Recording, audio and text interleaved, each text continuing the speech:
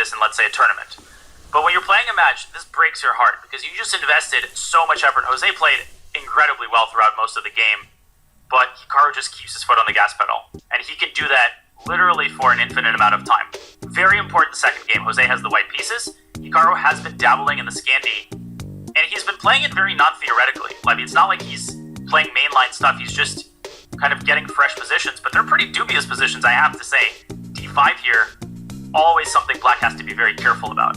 Yeah, I was shocked that Queen C7 just a moment ago was considered some sort of already big mistake, which is generally a bad sign. There's a lot of sacrifices. I saw Hikaru was playing Scandinavian, which I'm a fan of. I've been playing the Scandinavian almost exclusively online for about 6 months. I really like the positions, but the truth is, if you get a player who's 2900 to 3100 blitz, like you do in these Title Tuesdays, they play some ultra-critical line, and they just try to blow you off the board, and it's really unpleasant. So, curious choice from Hikaru.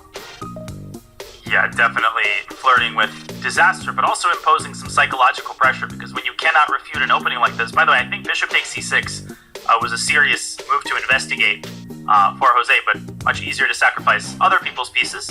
Yes. I do sacrifice my own way too often and usually lose as a result. Okay, That's Jose. not true. You're like 3100 blitz. Let's not even... On a good day. On a good day. On a Sunday. On any given Sunday. Now, white is better. Okay, this is an undisputable statement.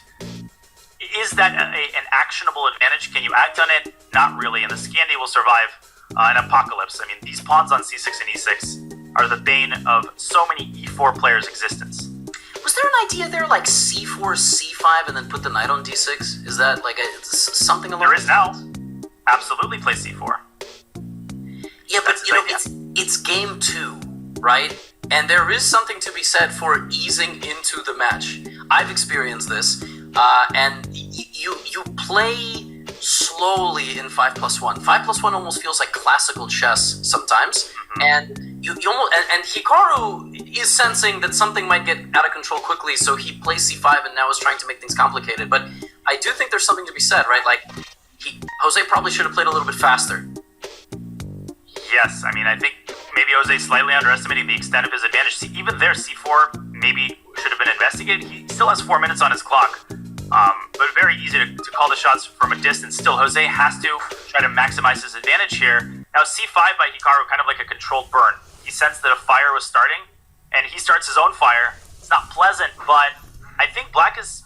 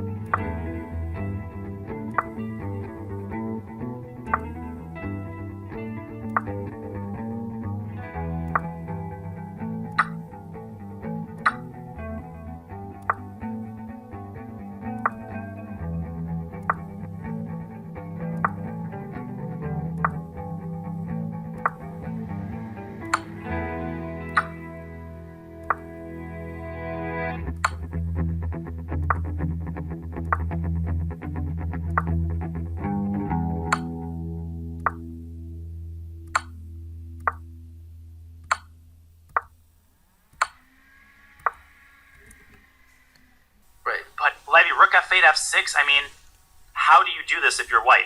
I mean, what I don't get is why he hasn't played the move pawn to c3. Like, is he worried that the black knight will maneuver to b3 somehow? And because I would go c3, I would walk my king. Okay, he's not playing c3, he's just walking his king. Black can't easily win. Like, if he wants to win, he's got to play f6, e5, and there it is. But even that is no guarantee because you can't get the rook in, right? And you could lose. You could overpress. Jose could reshuffle, rejigger his piece coordination here. And that's exactly what he's doing. He's trying to get his bishop around to f8. I hate ideas like that. I feel like I always miss, these weird maneuvers. So... king c7, rook g8, just for the viewers at home. Like, you had king c7, rook g8, you just lose the game on the spot. So, like, it's on a knife's edge. And the bishop controls the knight very well right now. And exactly the g7... Oh, bishop a5 is wild. The bishop doing what the knight normally is really good at, right? Kind of moving around obstacles. But here, because the dark squares are so weak... the bishop is able to fulfill that role. 25 seconds for Jose. The time, again, a factor. Wow. Does Hikaru bail out?